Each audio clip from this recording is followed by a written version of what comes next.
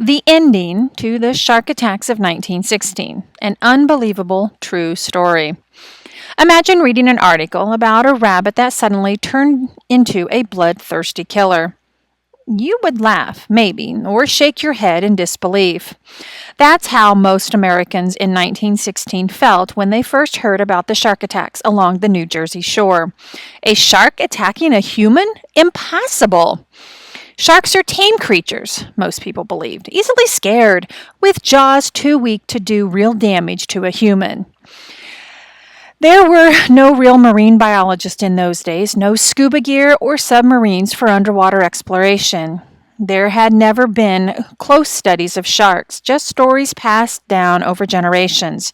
And of course, everyone knew about Herman Oelrichs and his famous reward. In 1891, the tycoon had offered $500 to anyone who could prove that a person had ever been attacked by a shark along the east coast of the United States, north of North Carolina. Decades went by and nobody collected the reward.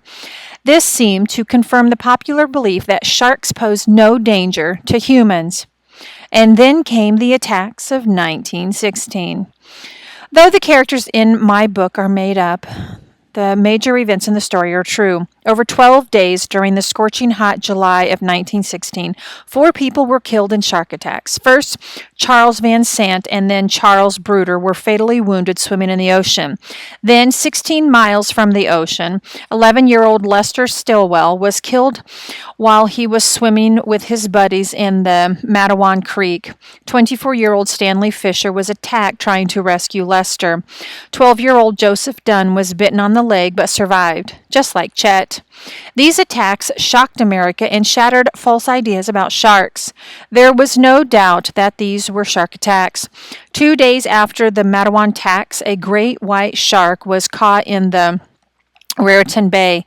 It had human bones in its stomach, which seemed to prove that the killer had been caught. But over the past few decades, scientists and investigators have raised questions about the attacks. Many doubt a lone great white was responsible.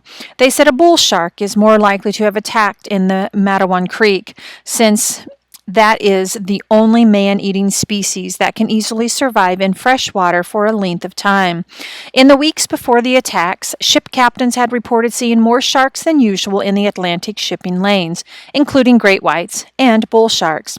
Perhaps some unusual ocean or weather conditions had attracted the sharks to the shore areas where they tragically crossed paths with swimmers.